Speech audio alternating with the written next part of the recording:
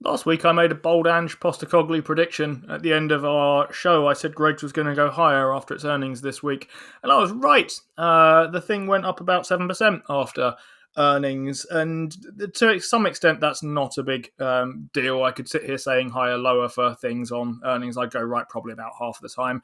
But I did have a good feeling about Greggs, or maybe better than a feeling here. Question, though, is was I right for the right reasons?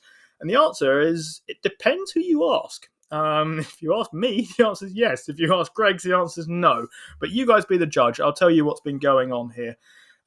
We're still, after a 7% climb, well short of where we were at the start of the year, by the way. We're still 25% down year to date. So anyone thinking about a kind of buying opportunity might not think the opportunity's quite slid away just yet.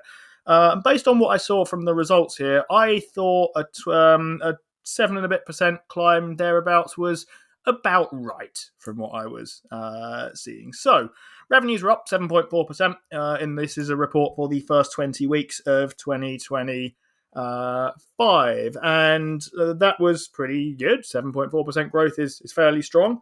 The number I always look at with these things is like-for-like sales, and that was up 2.9%. So it tells you most of their growth isn't coming from selling better stuff out of their stores, it's coming from opening more stores. But 2.9% is 2.9%. It was higher than inflation, but it's not now. It was higher than inflation at the time they said it, I think. It's not higher than inflation since we've had a recent inflation report. But their plan is to open 140 to 150 net new stores this year. So they're closing some, but 150-ish new ones over and above those. Inflation costs are still forecast to be around 6%. It feels like quite a high number to me, but that's what they were guiding for before. And as a result, their guidance for the full year in terms of revenues and operating profits remains unchanged. Okay, that's the kind of headlines bit. Like-for-like sales, that number I always zoom in on was 2.9%. And the reason I always focus on that, or part of what I focus on here, is how that was compared to the previous bit. So they launched a trading update or an end-of-year thing in April, where they told us about 2024's numbers. 2024's numbers were basically fine, and the stock went down massively, and people wondered why. And I said, well, that's because they've said in the first 9 weeks of what's been going on in this year, the numbers are all a lot worse. Like-for-like sales have fallen back to 1.7%, which is really quite low. So on that basis, 2.9% is actually quite a marked improvement. It's well below where they were in 2024, but 2.9 is getting back on the right track here. So I thought that was likely, to be honest. And my thesis about why that was likely to happen is we'd heard Weatherspoon's report before, and one of the things they'd said is, well, we've had very good weather lately, so people are going out more and they're going to the pub. And we had terrible weather towards the end of last year, not just because it's the end of the year, it was kind of unseasonably bad. So we saw weak results from, I think, both companies then, and they both rightly said, yeah, look, we depend on footfall a little bit. Spoon's less than Greggs because it's kind of more of a destination, but certainly Greggs depends on footfall, and when that's lower on the high street, well, people don't necessarily go into the Greggs as much or eat as much Greggs stuff. Reasonable enough, but kind of unfortunate if you live in the UK, was my general view. But we have had the third sunniest March on record. That's got to help with these things. And I figured, okay, better footfall means more people in the Greggs. Greggs going to sell more stuff. Greggs going to start doing better. And Greggs has started doing better. And I think that's basically what happened. But Greggs' management is not having that story. Greggs' management, I counted the number of mentions of weather in the trading update, and I got as far as 0. They are not putting this down to improved weather and better trading conditions. They say trading conditions are still very difficult. What they're putting it down to is their fantastic new menu. My instinct, Steve, is that the improvement in like-for-like sales, which I think is a genuine improvement and justifies the stock going up, probably by about the amount it has, I think, is actually sort of more the product of the good weather than the fact they've started selling yogurt and feta-based stuff. I don't think that makes the blindest bit of difference, to be honest, to what's going on in their stores. I think it has far more to do with the fact that people are outside more, and they're entitled to benefit from that. They were harmed by it when the weather was terrible. They're entitled to be boosted when the weather's better. But yeah, management was very much keen to take the credit for that and put it down to their new product line, which, if they're right about that, my thesis about better weather means the Greggs share price goes up is wrong. I'm not convinced, though, Steve. What do you think? It's always the same, isn't it, with the high street? When it rains, they blame the weather, and when the sun shines, they say better trading conditions. It's just it's always the same. I agree with you, Steve. It's almost definitely the weather. When it's wet and dreary, you're not catching me walking to a Greg's.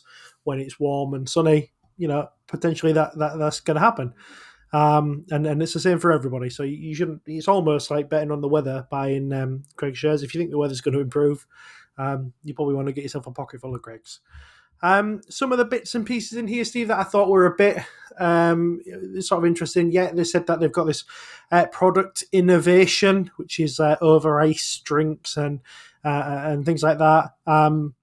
They gave a nice update on the frozen product manufacturing facility in Derby and this new distribution centre they're building in Kettering. They reckon they're going to be ready in 2026 and 2027. So you should see hopefully some operating efficiency coming in those years. I was also interested to hear about their attempts to stop the thievery happening at some of their stores. They put out a separate press release. I don't know if you've seen that, Steve, but the fridges are going. So if you was robbing out the Greggs fridges at your local Greggs store, you're not going to be able to do that anymore because it's all going to be behind the counter, and you're going to have to ask for your chicken mayo sandwich to be passed over the counter to you. So it's sad that it has to come to that, Steve, but it is one of the ways that they can stop it, I guess.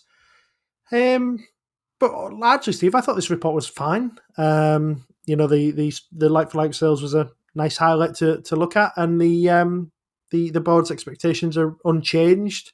And apart from that 6% inflation, I'm not really sure why that's so high at the moment. I've not seen any reason for that. Maybe somebody will be able to tell us in the comment section. But yeah, I thought this was largely a fine report, Steve. There's not an awful lot in it, but there's enough there to keep you interested. I'll tell you a couple more reasons why, or one more important reason why the share price has been going up. This was flagged to me by one of the other writers at Motley Fool. Do you know who Patrick Very is, Steve? I feel like I've heard the name before, but go on. Well, he appeared in a news article this week about Greggs from Sky News. Headline is "Man Banned from Every Greggs in England and Wales."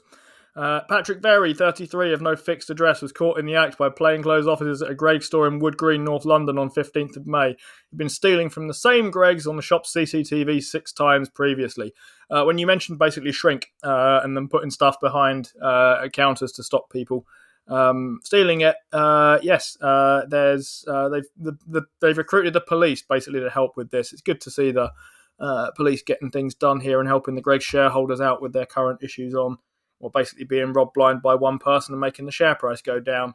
I tend to be fairly acyclical when it comes to Greggs, actually, in the sense that when it rains, I don't leave the blooming thing, let alone go in there. Yeah, you say they're right in thinking there's less footfall when people are not outside on the high street, but I tend to go from work, and if it's raining, I'm more likely to stay in the thing and leave again. Quickly on this one, and we will shuffle on, actually, because we've got quite a lot to get through this time.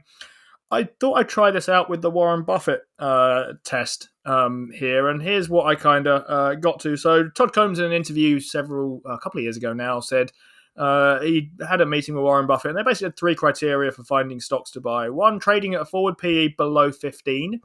2, you have a 90% confidence interval that this thing will be in a better position in either 5 or 10 years or something like that. And 3, you have a 50% confidence interval that this thing could compound at 7% between now and then. Okie doke, does Greggs pass? Well, it's currently trading at 14 times earnings, and I'm not sure I think earnings are going to go down next year, so I'm going to say yes to the PE thing. Okay, tick. Confidence interval of it being in better position 5 or 10 years from now. Pretty high on that as well, actually. Think they'll have built out more stores. Think they'll be a bit more efficient. They'll have their distribution centre up and running. So reasonably convinced they'll be doing better 5 to 10 years from now. I'll go 90% on that. Chance of them compounding at 7%? Don't see it.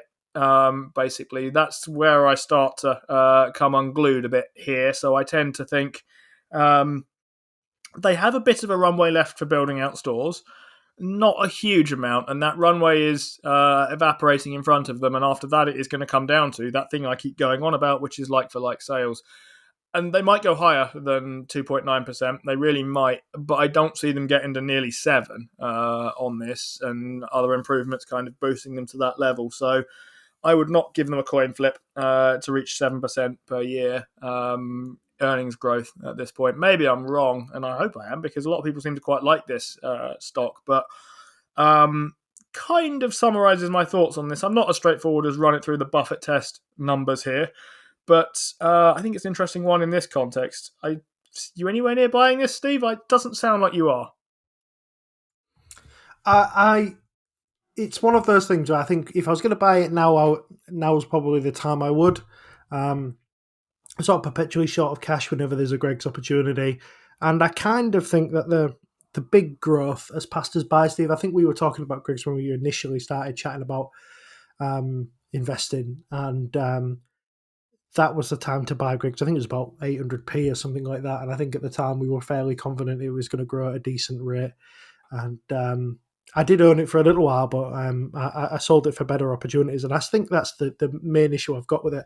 I think there's perpetually better opportunities than it, and but I wouldn't begrudge anybody buying it here, Steve. I think this is a good price if you think if you think Greg's can continue from here, and compounding at 7% is great. If it compounds at 5 or 6, that's equally good. Really. If it can do it for a decent length of time. So there's a lot of stores that Greg still wants to build. So we'll see, Steve. I think it'll be one of those ones that I'll watch from afar. I don't think it'll make its way into my portfolio. How about you? I don't think so either. I was writing about it sort of not hugely long ago and thought, actually, I can make a reasonable case for this, better than I thought I'd be able to. I like this kind of business. I like businesses that try and sell stuff to people for cheaper than other people can manage it, and they have a clear reason why they can do it, which is the scale of their operations and their ability to make things cheaper, which is, all of this kind of speaks my language. I'm not quite sure I see it at the moment. Mostly think there are better ideas right now. You've been watching a segment from the Playing FTSE show, brought to you in association with our favourite broker, Trading 212. For the full version of the show, check us out on Spotify, Apple, or wherever you get your podcasts. And if you open a new account with Trading 212 using the link in the description, there's a free fractional share in it for you. Just make sure that you use the code FTSE when you sign up. Terms and conditions apply, and do remember that when investing, your capital is at risk.